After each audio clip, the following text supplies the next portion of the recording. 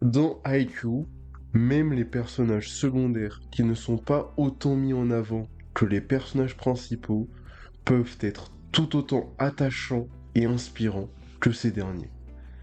Yamaguchi en est la preuve. Pourtant, au départ, on nous l'introduit comme un genre de sous-fifre de Tsukishima qui reste en retrait durant tout le début de l'histoire. Il ne participe pas aux premières rencontres, on ne s'attarde jamais sur lui, et son absence passe inaperçue. C'est le seul second à être mis de côté. Il n'a ni le talent de Kageyama, ni les capacités physiques de Hinata, et n'a pas non plus la taille de Tsukishima. Et pourtant, il veut pouvoir se tenir à leur côté, ne pas être rejeté, pouvoir participer au match, ne pas juste être sur le banc. Il veut avoir le droit de se tenir sur la ligne de départ. Lui aussi veut savoir ce que ça fait de pouvoir faire ce que l'on veut de son corps. Ce n'est qu'à l'épisode 14 qu'il fera son premier pas en avant et demandera de l'aide. Il va se tourner vers le serveur qui avait mis en difficulté son équipe pendant les entraînements avec ses services machis flottants, Kimida Sensei. Il veut en faire sa propre arme. Et dans l'ombre de son équipe, hors champ, il s'entraînera et développera sa particularité à lui, son service. Pour autant, Karasuno continuera son chemin sans lui, affrontant avec brio les autres équipes. Les joueurs titulaires se mettront à avoir une vraie cohésion, en plus de briller par leur talent individuel. Tout ça sans laisser la moindre chance à Yamaguchi. Suivant, le match contre Aoba Josai. Pendant cette première demi-finale, Karasuno connaît pour la première fois une vraie situation critique. On est au dernier set, leurs adversaires sont juste meilleurs qu'eux et les mènent, et le coach ne voit aucune solution. Alors il va prendre un pari, et il va tout miser soudainement sur Yamaguchi. C'est la première fois qu'on lui donne sa chance, mais c'est d'une manière impitoyable. Car il entre dans une situation si critique qu'au moment d'entrer sur le terrain, il va sentir le poids de tout le match et de ses enjeux sur ses épaules. Et il n'y était pas préparé. Au volley, le service est le seul moment où tu es seul, livré à toi-même, sans pouvoir te reposer sur personne d'autre que toi-même. Alors il va tenter, il va prendre une grande inspiration, et avec toute sa volonté et toute fierté, il va faire son service flottant et va l'envoyer directement dans le fil. Pour tout le monde, ce n'était qu'un point. Tout le monde va l'excuser. Même Kageyama lui dira un t'inquiète.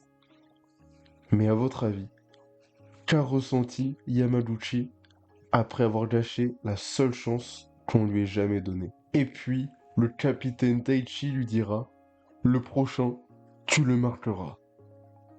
Et ici, on entre encore dans une des leçons majeures de Haikyuu, qui avait déjà été abordée après la défaite de Hinata quand il était au collège. À l'instant, tu as échoué. Aujourd'hui, tu as perdu. Mais qu'en est-il de demain? Que vas-tu faire? La défaite n'est pas synonyme de faiblesse. Elle révèle nos failles et les points à travailler, mais elle n'est pas une fatalité. Son équipe perdra le match, et son sensei, vers qui il s'était tourné, et qui a assisté à cet échec, et il lui demandera si il s'est amusé. On sentira toute la frustration de Yamaguchi. Et il va vraiment se confier pour la première fois en disant qu'au collège, il jouait simplement pour le fun, pour être avec ses amis. Mais aujourd'hui, il ne veut pas être le seul second à être mis de côté, et ce match n'avait rien d'amusant, car il se sentait terriblement impuissant. Et Shimida Sensei lui transmettra la leçon du vieux Ukai. Afin de s'amuser, il faut être fort. Et il va lui dire que lui aussi est passé par là où est passé Yamaguchi. Lui aussi a connu cette frustration, des échecs, mais il a persévéré.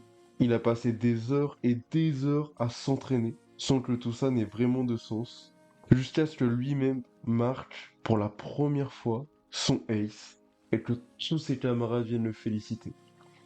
À ce moment-là, il avait compris pourquoi il avait fait tous ces efforts. Alors c'était décidé, Yamaguchi redoublera d'efforts, et il se le jure, il y retournera.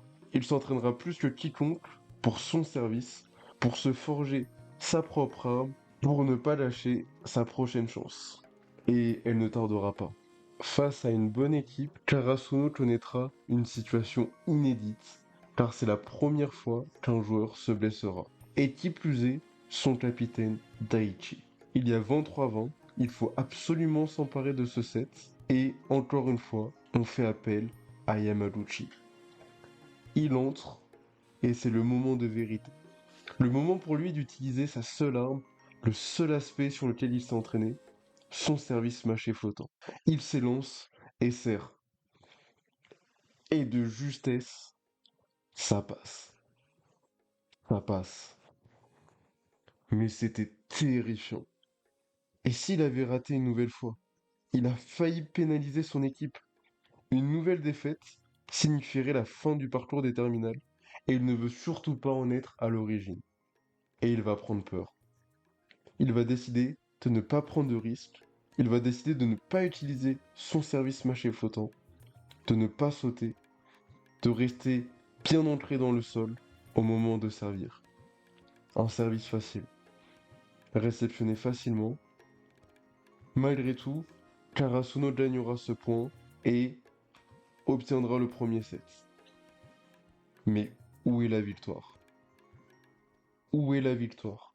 En refusant d'utiliser son service mâché flottant, il a, sans s'en être rendu compte, rejeté toutes les heures passées à peaufiner sa seule arme, sa seule spécificité. Et le coach Shukai sera furieux, car lui est conscient de tout ça. Et alors qu'il allait se déchaîner sur Yamaguchi, c'est Enoshita, un autre perso secondaire que vous avez peut-être même oublié, le joueur qui a eu sa confiance accordée par Daichi pour être le capitaine remplaçant en son absence. Et bien ce mec va arrêter Ukai et prendre la défense de Yamaguchi.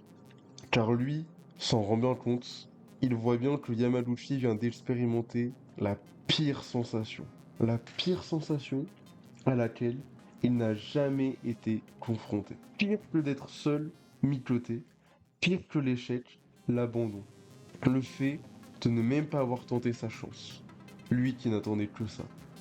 Alors, après avoir réalisé sa terrible erreur, il va supplier le coach de lui accorder une ultime occasion, lui montrant bien qu'il est conscient de sa faute et de ses faiblesses, et qu'il compte bien retenir la leçon et apprendre de ses erreurs. Pour le moment, tout ce que je vous raconte là ne sont que des petits moments éparpillés par-ci par-là, qui n'impactent pas le rythme du début.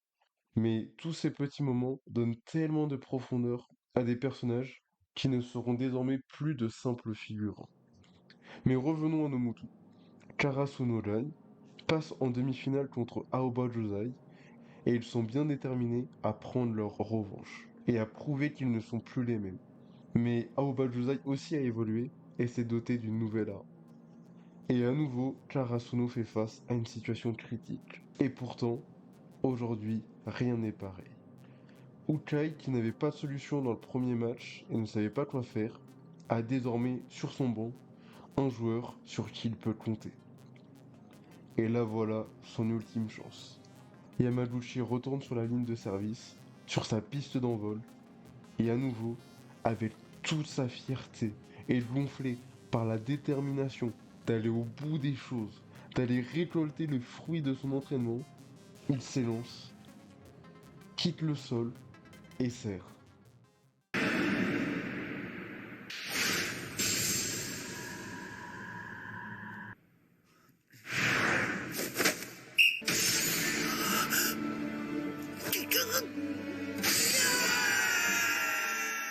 Yamaguchi n'est qu'un personnage secondaire dans Haikyuu, mais il en aura parcouru du chemin. Bien sûr, des moments importants, il en connaîtra bien d'autres, et il va avoir beaucoup d'impact sur d'autres personnages.